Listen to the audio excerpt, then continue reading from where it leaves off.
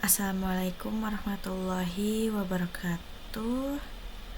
Perkenalkan, nama saya Dini Isdayanti dari kelas D dengan NIM akhir 131.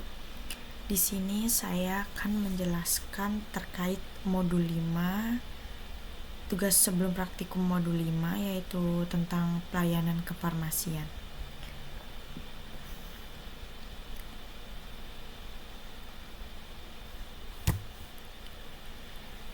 Capaian pembelajaran untuk modul ini yaitu setelah mengikuti praktikum ini, mahasiswa diharapkan 1. Mampu melakukan pengumpulan data dan informasi terkait pelayanan kefarmasian. Yang kedua yaitu mampu melakukan penetapan masalah terkait pelayanan kefarmasian. Yang ketiga yaitu mampu melakukan penyelesaian masalah terkait pelayanan kefarmasian. Yang keempat, Yang keempat yaitu mampu melakukan pencatatan dan pelaporan terkait pelayanan kefarmasian. Yang kelima yaitu mampu melakukan pengolahan data terkait pelayanan kefarmasian. Yang keenam yaitu mampu melakukan komunikasi efektif terkait pelayanan kefarmasian. Untuk tinjauan umum yaitu pelayanan kefarmasian adalah suatu pelayanan langsung dan bertanggung jawab kepada pasien yang berkaitan dengan sediaan farmasi dengan maksud mencapai hasil yang pasti untuk meningkatkan mutu kehidupan pasien. Standar pelayanan kefarmasian di fasilitas pelayanan. Yang pertama, kefarmasian apotek, klinik, puskesmas, rumah sakit, meliputi pengolahan sediaan farmasi dan bahan medis habis pakai. Yang kedua yaitu pelayanan farmasi klinik.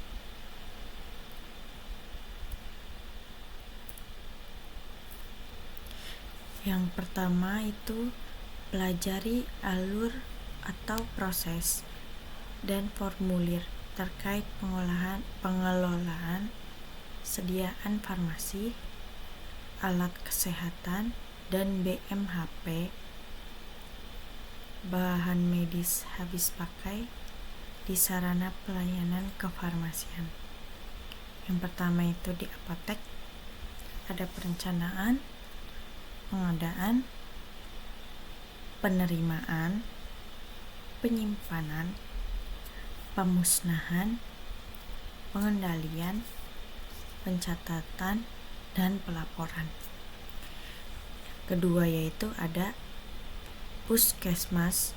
Yang satu perencanaan, kedua permintaan, ketiga penerimaan, keempat penyimpanan, kelima pendistribusian, keenam pengendalian, ketujuh pencatatan dan pelaporan, kedelapan pemantauan dan evaluasi.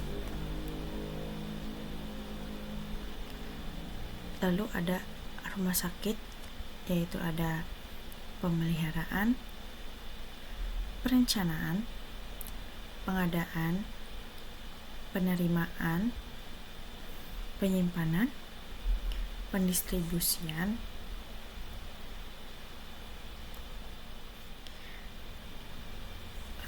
pemusnahan, dan penarikan. Lalu kedelapan yaitu pengendalian, kesembilan administrasi. Yang keempat ada klinik dengan rawat inap. Yang pertama pemilihan, lalu perencanaan, lalu ada pengadaan, keempat ada penerimaan,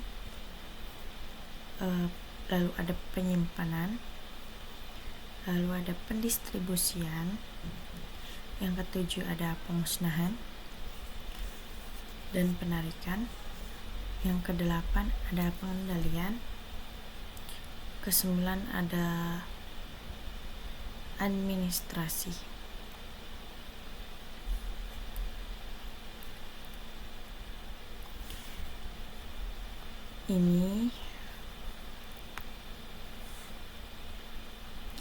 Ini contoh formulir dari penggunaan penjualan obat alkes dan untuk perancangan.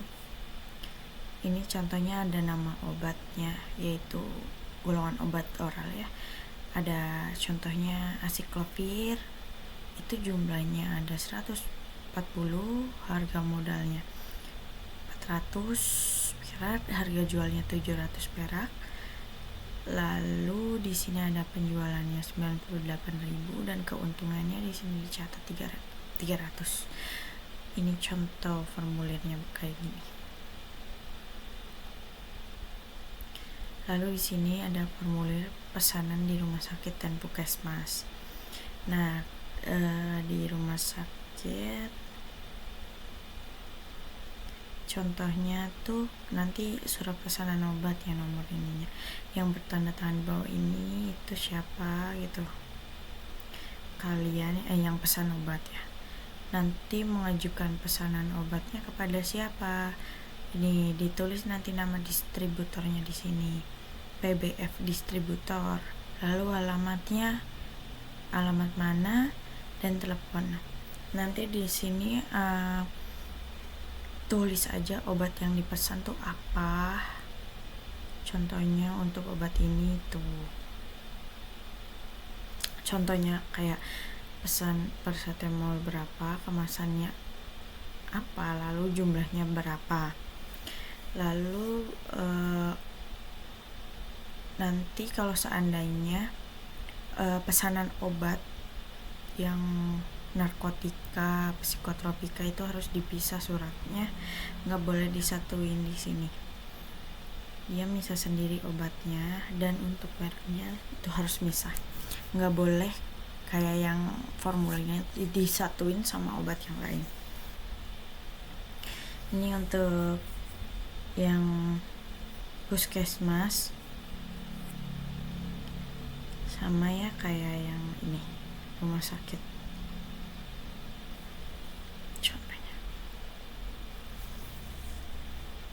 Ini contoh formulir pesanan prekursor dan obat-obatan tertentu.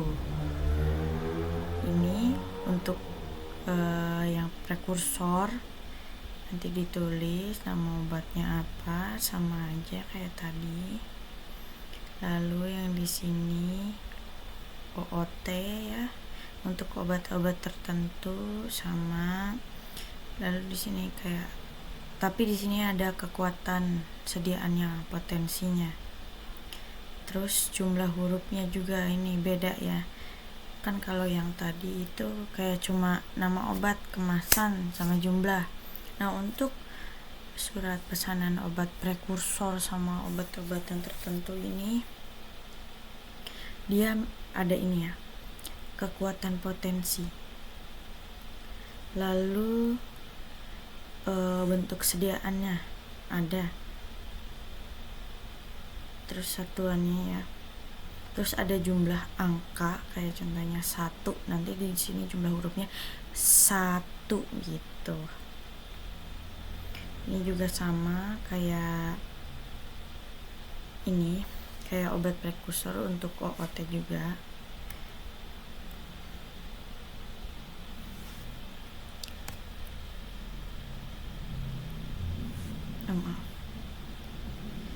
Lalu yang ini adalah formulir pesanan untuk narkotika dan psikotropika. Ini ya, dipisah obat-obatannya. Ini sama, ada nama obatnya nanti, terus zat aktifnya, untuk sediaannya, kekuatannya sama, satuan, jumlah angka seperti yang tadi. Untuk yang kedua yaitu terkait tentang penulisan resep yang benar. Sebelumnya, apa itu resep? Resep adalah permintaan tertulis dari dokter gigi atau dokter hewan kepada apoteker agar menyiapkan dan menyerahkan obat bagi pasien. Nah, apa itu pengkajian resepnya? Yaitu proses pemeriksaan resep oleh apoteker untuk menilai tentang administratif, lalu farmaseutik, dan klinis. Tujuannya yaitu memastikan resep aman, efektif, dan rasional, serta mencegah medication error. Kayak jangan sampai salah menulis resep gitu, dicek lagi, atau kayak tentang dosisnya, kalau seandainya ketinggian itu harus diturunin lagi gitu. Untuk ini peran apotekernya itu mengidentifikasi lalu menyelesaikan potensi masalah terkait obat sebelum obat disiapkan. Kayak contohnya dokter udah ngasih resep nih, dicek nih kayak resepnya tuh untuk obat ini gitu. Biasanya kan apoteker kan tahu ya kayak dosis kayak gitu atau dosis obatnya. Nah, kadang kan siapa tahu dokternya ngasih obatnya tuh yang dosisnya terlalu tinggi. Nah, itu bisa diturunin, tapi harus konfirmasi dulu ke dokternya terkait itu.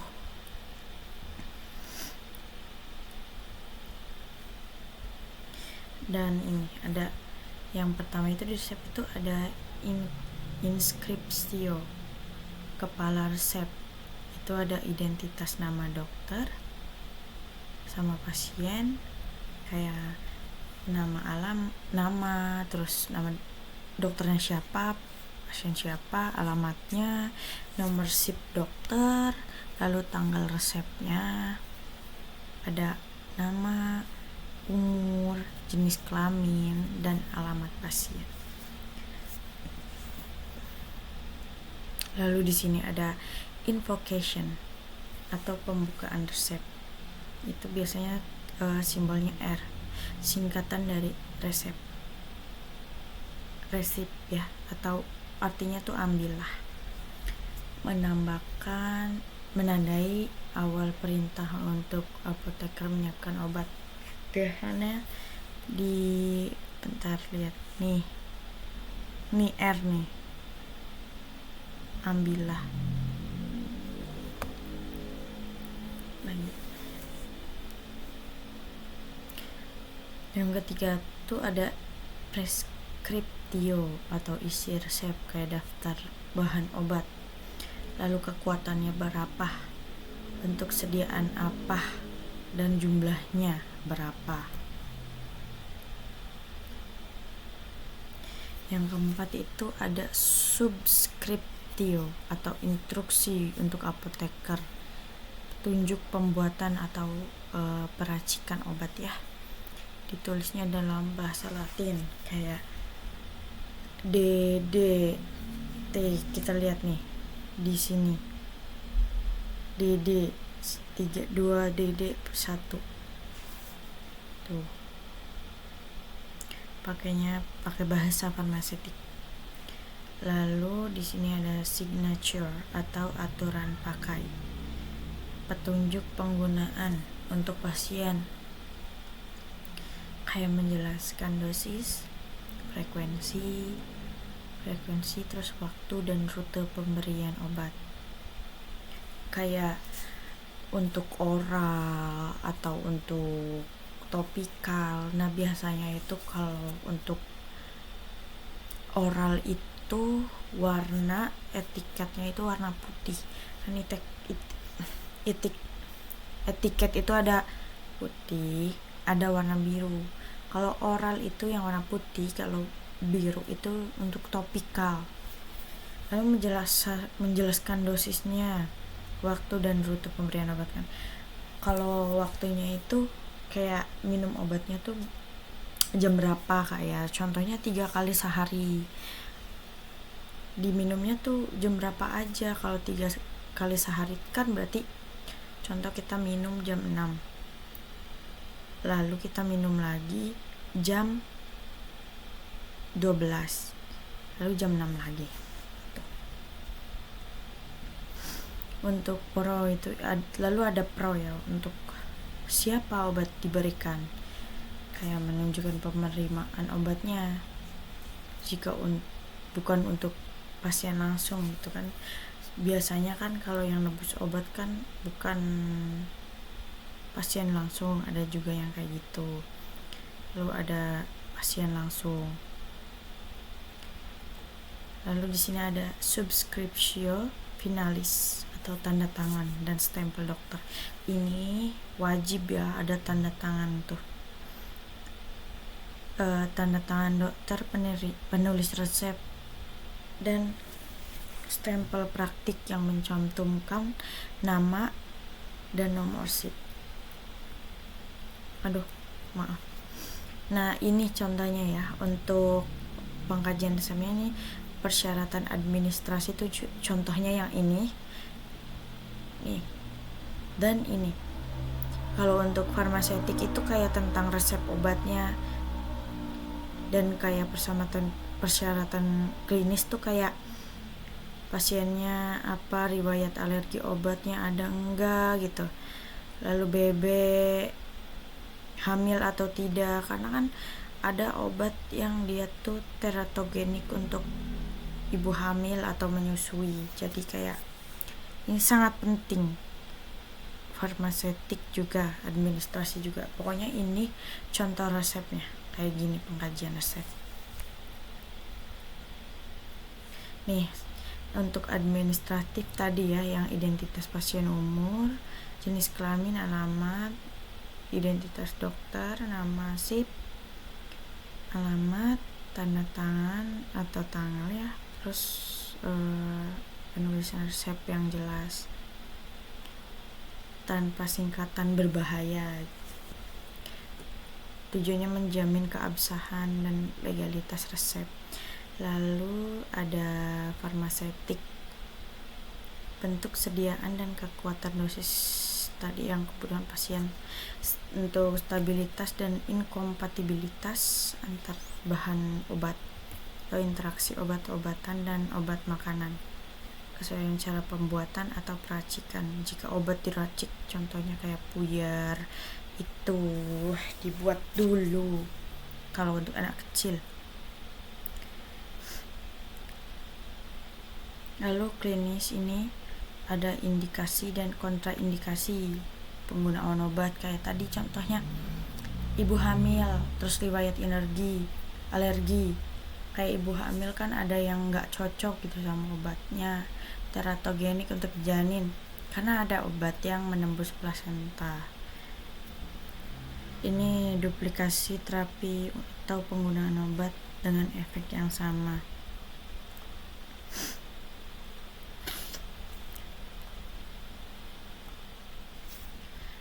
Rasionalitas dosis sesuai usia, berat badan, dan fungsi organ. Tujuannya untuk memastikan terapi obat. Kan ini tuh karena ada resep dosis ya.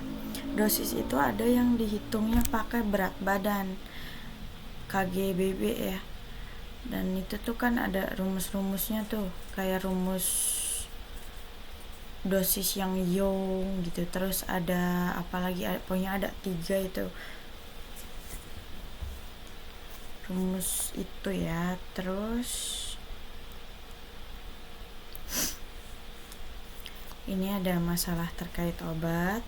Di sini ada masalah terkait obat. Apa itu masalah terkait obat atau drug related problems? Itu kondisi yang berhubungan dengan terapi obat yang nyata atau potensial dan dapat mengganggu tercapainya hasil klinis yang diinginkan dari pengobatan. Ini jenis-jenisnya itu ada yang pertama, tidak tepat dosis atau terjadi karena dosis tidak sesuai dengan kondisi khusus pasien. kayak contohnya dosisnya tuh ketinggian gitu, tuh nggak boleh. Kalau dosisnya kurang juga tidak boleh. Nanti kalau dosisnya kurang itu tidak akan ini ya, kayak sakitnya tuh tidak berkurang gitu. Overdosis juga nggak boleh, nanti metabolisnya obatnya terlalu banyak, itu nanti bahaya ya untuk hati. Yang kedua ini ada interaksi obat. Pasien mengonsumsi 2 atau lebih obat yang saling mempengaruhi. Contohnya ada obat yang dia tuh, contohnya obat lambung ya. Obat lambung itu kalau mau diminum kayak sama obat lain itu nggak boleh, harus ada jeda minimal 30 menit atau 1 jam, itu pokoknya harus ada jeda. Biasanya obat lambung diminum duluan kan, kayak sebelum makan diminumnya tuh, karena kan contohnya antacid ya, itu antacid kan untuk menetralkan asam lambung, itu nggak boleh diminum bersamaan sama obat lain, soalnya bahaya. Nanti kalau sama antacid tuh dia akan mengurangi ini ya, kayak mengurangi efektivitas obat. Aduh, kepencet lagi. Mengurangi efektivitas obat gitu. Terus obat tidak diperlukan, pasien minum obat yang sebenarnya tidak dibutuhkan. Kayak contohnya nggak sakit lambung tapi dia dikasih nih obat lambung, itu nggak boleh itu. Lalu ini efek samping, adverse drug reaction atau ADR. Terjadi reaksi yang tidak diinginkan dan merugikan meskipun obat diberikan pada dosis yang wajar. Karena setiap obat itu punya efek samping kan, jadi harus hati-hati. Kayak contohnya obat, pokoknya obat itulah banyak ya dia yang efeknya tuh kayak lebih ke mual, pusing gitu.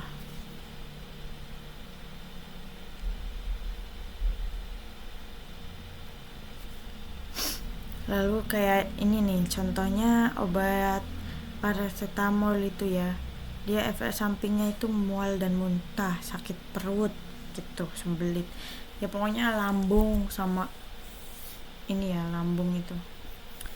Terus yang kelima itu ketidakpatuhan, non adherence. Pasien tidak menggunakan obat sesuai aturan, contohnya tidak dihabiskan atau lupa minum. Kayak contohnya antibiotik itu kan harus dihabiskan, minum antibiotik paling 2 kali sehari lah. Itu kalau seandainya tidak dihabiskan itu bahaya, karena dia bisa resistensi antibiotik. Jadi kayak harus diminum, harus dihabiskan, benar-benar itu harus dihabiskan. Nanti kalau seandainya udah resisten itu udah susah dia diobatin pakai obat yang lain itu. Maksudnya kayak contohnya kayak apa-apa minum obat golongan tetrasiklin ya, nanti dia resistensi tetrasiklin, itu semua obat antibiotik di situ dia resisten, susah diobatin, nanti udah kebal bakterinya, virusnya. Lalu di sini ada swamedikasi. Ini ada swamedikasi adalah penggunaan obat tanpa resep dokter untuk keluhan ringan, misalnya sakit kepala, flu, batuk, diare ringan. Nah, apoteker ini wajib memberikan informasi lengkap kayak indikasinya, kontraindikasinya, dosis, cara pakai, efek samping, lama penggunaan, kapan pasien harus ke dokter. Kayak contohnya ini, ibu sakit apa gitu ditanya, terus kegiatan sehari-harinya apa, ditanyain dulu kenapa kok bisa sakit itu, kayak gitu. Terus cara pakainya ini kayak oral gitu, ada oral, ada topikal, ada ini ya, kayak efek sampingnya, terus penggunaannya gimana, terus kapan pasien harus ke dokter. Biasanya ini kalau seandainya sakitnya nggak kunjung sembuh itu harus 3 hari nggak kunjung sembuh itu harus ke dokter. Ini peran apotekernya ini memberikan edukasi dan informasi obat untuk menjamin sebuah medikasi yang aman, rasional, dan efektif. Nih, tata laksana sebuah medikasinya ya, ada WWHAM. Siapa bu yang sakit gitu?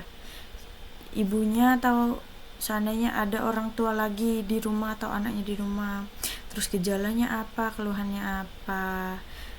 Terus sakitnya udah berapa lama. Kalau seandainya udah 3 hari ya suruh aja ke dokter gitu, bu ke dokter langsung ya. Terus sudah minum obat apa atau belum, kayak contohnya dia udah minum obat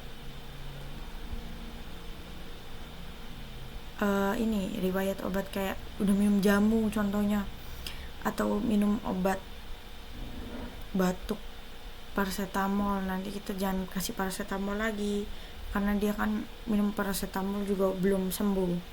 Terus di sini ada medication, apakah pasien sedang minum obat lain kayak lagi di ini obatnya tuh lagi diminum sekarang gitu. Terus ini ada as method ya, kayak usia, kondisi khusus untuk diri sendiri atau orang lain, yang itu tadi obat yang sedang digunakan, suplemen herbal yang dikonsumsi. Lalu ada medicine self order, medication, obat yang digunakan, extra medication. Lalu time persisting, sudah berapa lama ini ya, history penyakit atau alergi sebelumnya, sistem gejala penyerta dengan sistem tanda bahaya yang perlu dirujuk. Dan pokoknya nanti kalau seandainya sebuah medikasi itu harus ditanya ini ya, antara WWHAM atau as method ya. Pokoknya kalau udah 3 hari itu udah langsung ke dokter. Contoh obat sebuah medikasi ini, tabel obat keras tanpa resep.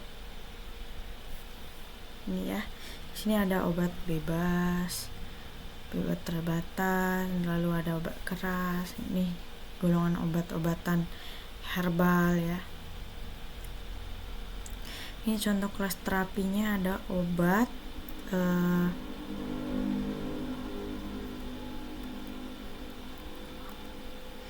contoh kelas terapinya ya, ada saluran pencernaan dan metabolisme. Nama generik obatnya famotidin, indikasinya anti ulkus peptik ya. Terus jumlah maksimal tiap jenis obat per pasiennya itu maksimal 10 tablet 20 mg per 40 mg.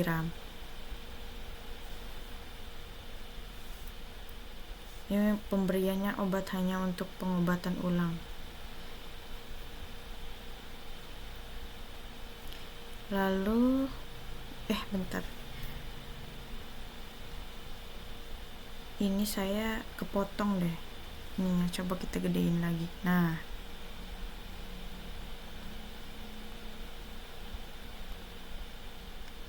nih ya, untuk catatannya, pemberian obat hanya atas dasar pengobatan ulang dari dokter. Untuk obat kulit contohnya ini ada tretinoin nih, anti akne ya. Di sini contohnya tretinoin tuh karena sering digunain ya sama anak-anak remaja sekarang, maksudnya kayak untuk jerawat itu kan katanya bagus, tapi dia kan ada paginya gitu. Ini anti akne maksimal 1 tab 5 gram gitu. Ini tretinoin jangan terlalu sering dipakai ini, biarpun bagus ya. Lalu di sini ada tentang penyakit degeneratif. Apa sih penyakit degeneratif itu? Itu penyakit kronis yang timbul akibat kerusakan atau penurunan fungsi jaringan tubuh secara bertahap. Biasanya orang tua ini ya. Biasanya proses penuaan ini, pola hidup tidak sehat atau faktor gen. Contoh umum hipertensi, diabetes, dislipidemia, osteoartritis, penyakit jantung koroner. Untuk tata laksananya, yang pertama itu ada farmakologi, menggunakan obat-obatan untuk mengontrol gejalanya, memperlambat progres penyakit dan mencegah komplikasi. Contohnya antihipertensi itu ada amlodipin atau captopril ya. Ini tuh jadi penyakit yang biasanya banyak di orang tua ini penyakit ini, ada diabetes ini kebanyakan makan nggak sehat, ini gulanya naik ya, diabetes mellitus ini. Lalu di sini ada non farmakologinya, olahraga teratur, hindari rokok dan alkohol, manajemen stres dan pemantauan secara berkala. Jadi harus olahraga itu bagus, olahraga, terus hindari rokok dan alkohol. Biasanya orang tua yang cowok-cowok itu rokok terus kan. Lalu nih contohnya untuk hipertensi,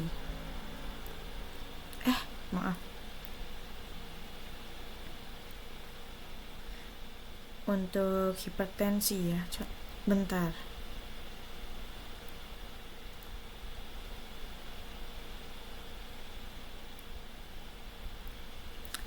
Hipertensi ini terapi farmakologinya ini ACE inhibitor ya, pakai kaptopil, CCB, amlodipin, diuretik furosemid, dan beta blocker propanolol. Kalau diuretik itu dia nggak boleh diminum malam karena bakal banyak itu frekuensi buang pipisnya ya. Lalu parameter klinisnya tekanan darah dan denyut nadi. Efek samping yang diperhatikan itu batuk kering untuk ACI, edema perifer untuk CCB, hipotensi pusing, gangguan elektrolit itu diuretik. Lalu di sini ada diabetes mellitus ya. Ada biguanida itu pakai metformin, sulfonylurea itu glibenclamid dan insulin. Lalu parameter klinisnya itu gula darah puasa, HbA1c. Untuk efek samping yang perlu diperhatikannya itu hipoglikemia, untuk sulfonylurea sama insulin. Terus gangguan gastrointestinal untuk metformin, untuk berat badan naik. Terus di sini ada dislipidemia itu statin, simvastatin, fibrat, fenofibrat, dan resin penukar ion kolestiramin. Parameter klinisnya itu ada kolesterol total, LDL dan HDL, lalu ada trigliserida. Efek samping yang perlu diperhatikan itu nyeri otot, peningkatan enzim hati, dan gangguan pencernaan.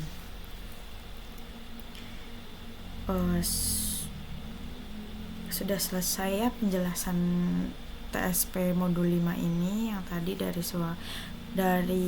tentang perencanaan kayak di pelayanan di rumah sakit, di klinik, terus di apotek, di puskesmas tuh ya, terus swamedikasi, terus penulisan resep yang benar gimana, lalu penyakit degeneratif gitu. Itu penjelasan sedikit tentang TSP ini di modul 5. Saya mohon maaf jika banyak kekurangan dan banyak persalahan, banyak salah ucap atau kata-kata yang kurang tepat yang saya omongkan, mohon maaf. Cukup sekian dari saya, terima kasih. Wassalamualaikum warahmatullahi wabarakatuh.